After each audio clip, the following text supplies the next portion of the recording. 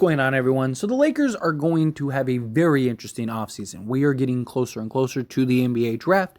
The NBA draft is tomorrow, and the bird is the word that the Lakers are going to trade the 17th pick for some type of deal, some type of package. They're trying to take Malik Beasley and Mo Bamba and turn them into a quality package. But what do the Lakers ultimately need? I think that they should trade the 17th pick. I know many people feel otherwise. I know a lot of people kind of want them to keep that pick and kind of go the young route. But I really just believe that the Lakers have a window right now and they need to capitalize and seize on it. Lakers have a ton of young talent, ton of young guys. The Lakers development department and scouting department is A1. They're going to find young prospects, whether it's in undrafted or in the second round, which they have a world of second round picks. And then on top of that, they still have more first round picks coming up. The Lakers are going to be fine when it comes to young talent. That's not counting like Scottie Pippen Jr., Cole Schweider, like all of these guys, right? The Lakers need to go and find a quality starter, which they're looking for, maybe even another star if it doesn't break the bank, a DeMar DeRozan, something like that, whatever. But they have multiple needs, right? It's not as simple as like you go get, like let's say even, again, just an example, but let's say you land Zach LaVine. Like that's great and all, but I don't think the Lakers are still, like I think, yes, they absolutely could win an NBA championship, but I do think that they still have some other needs that they would need to address. Now, one of the needs that I personally think are going to be taken care of is the point guard position. I think Chris Paul is coming to the Lakers. Now, maybe he still goes to the Clippers or he goes elsewhere, but I just feel like a Chris Paul trade from the Washington Wizards would have been pretty straightforward by now, right? Like it's pretty like, hey, we're going to give you a second round pick and expiring contracts, and you're going to give us Chris Paul. Deal's done. Easy peasy. Here's a second round pick just for helping us out, right? Here's the finder's fee. That's kind of what I feel like. And the fact that it hasn't happened yet, at least at the time of recording this video, kind of makes me lean towards like he's probably getting waived, right? And if he gets waived, I fully expect him to go to Lakers. Could he go elsewhere? Possibly. I just think his relationship with LeBron James, I think the fact that he wants to be in LA, I think he wants to play for a contender. The Lakers, again, we're just in the Western Conference Finals. I think he's going to play. And yes, I know a lot of people are mixed on Chris Paul. What it does is it gives you that veteran. It gives you that Rondo type player that was so valuable for the Lakers. I think Chris Paul is going to have an impact like you can't believe. And he's not going to have to be the second guy, right? But this video isn't so much just about Chris Paul.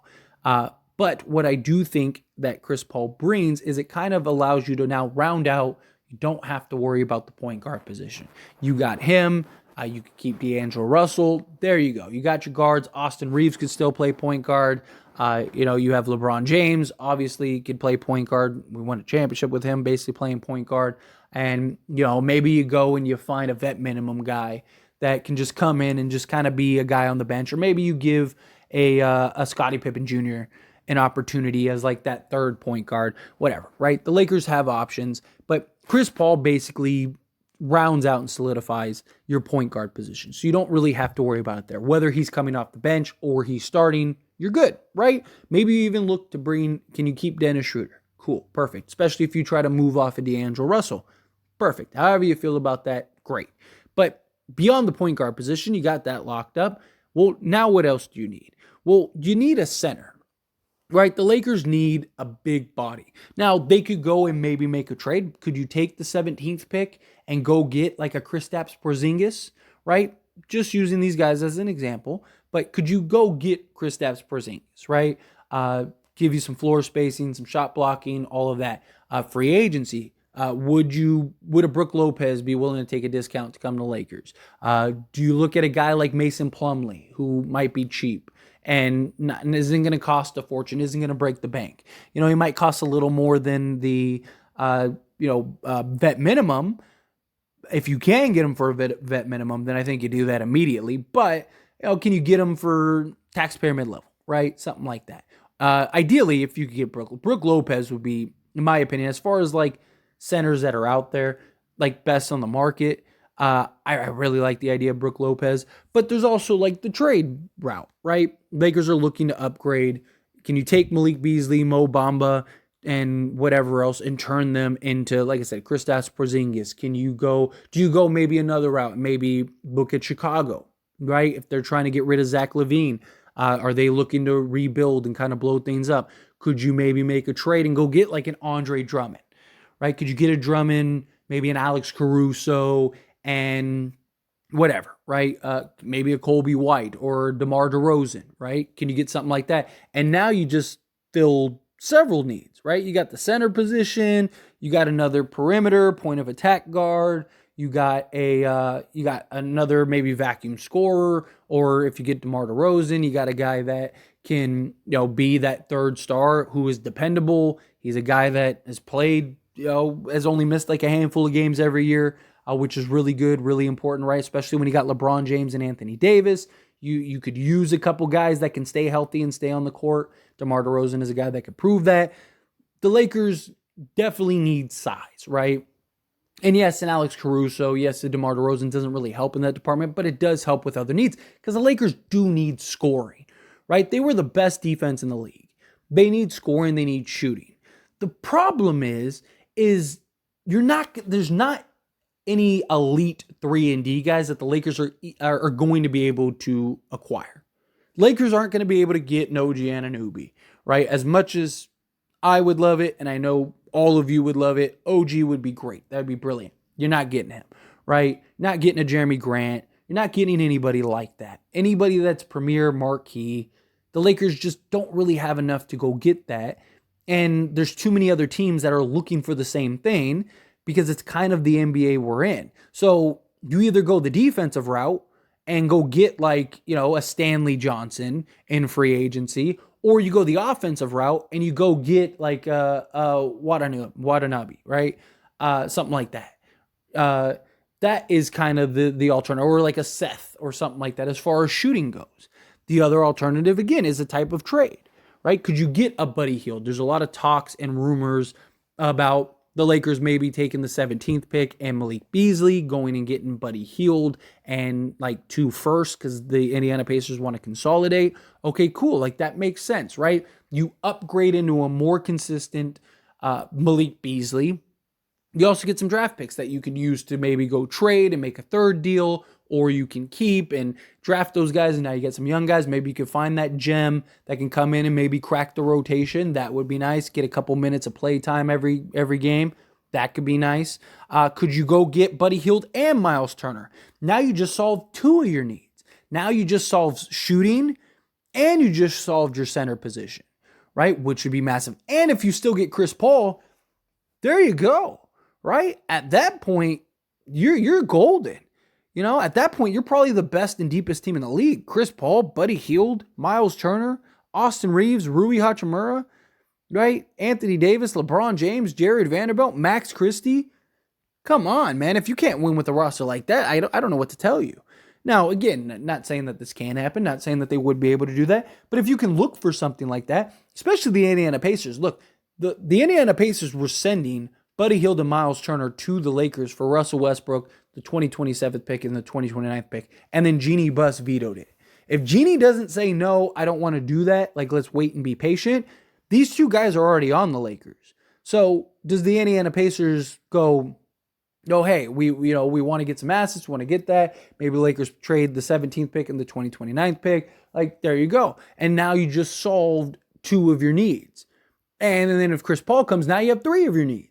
So now you're just looking, you go, okay, we got shooting, we got shooting not only in Buddy Hield, but you got shooting in Miles Turner. So we got shooting, we got shot blocking, we got a big, we got somebody that can bang with Jokic, right? Like, here we go. This is great. This is a great position. We get Chris Paul. That's another 38% three-point shooter, plus a guy that can set Miles Turner and Anthony Davis up. Boom, win-win, right? Also, I just don't feel that one shooter is going to save the day. So do you start looking to round out a couple other guys? Do you get Yuta and try to go get Seth or whomever you can get shooting-wise at the vet minimum? Maybe. But again, every team is going to be looking for those guys. I see so many people that are like, the Lakers need to go get, or I'll throw a name out there and people will be like, nah, we can't do that. You got to go get, we need to get a guy with size, or we need to get a guy that can shoot the three ball. He can't shoot good enough. And it's like, well, who is that guy and how do the Lakers acquire him?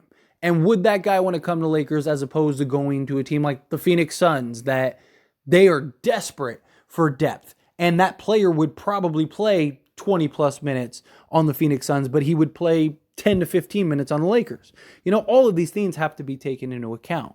So the Lakers have to try to find those guys that either just really want to be in LA, they're able to acquire them via trade, or they just, are taking a shot, right? Taking a chance, right? You find that guy that is a 35% three-point shooter and you hope that he can be a 37%, right? Maybe that happens. Lakers also could use some more perimeter defense. In a perfect world, the Lakers would go and trade for Buddy Hield and Miles Turner, right? And you get that done, you get that locked up, you sign Chris Paul, boom. Now you got basically your center position, you got your shooting, and you got your point guard position all locked up, your guard position period pretty much locked up. Okay, well now we got, Jared Vanderbilt. Does Max Christie solve that problem, right? Max Christie, 6'6", 6'7" now. Can he be that guy that can come in? You got Jared Vanderbilt already. Can Max Christie kind of be that 3-and-D guy that the Lakers have been looking for? Can you find somebody in the draft, right? Can you find an undrafted guy? Or can you keep your 47th pick? Maybe you find it at 47, right? Something along those lines. Do you hope that maybe you can bring back a Stanley Johnson and he was shooting like, what is it, 41% or something like that for the Spurs? Can he not saying he has to shoot 41%, but can he come back and shoot 37%, 38%? Well, then there you go. Now you got your 3-and-D guy, right? And you got him at a vet minimum. It's finding those diamonds in a rough. But the Lakers definitely need a handful of things. And I think the best route would be trade, right? Because that's where you're going to get like the marquee guys. It's where you're going to get the guys that are the blue chip guys, rather than, instead of you gambling, whether it's via the draft or free agency, where it's like this guy, he's signing for a vet minimum for a reason, right? So is he really going to be the answer to solve this need?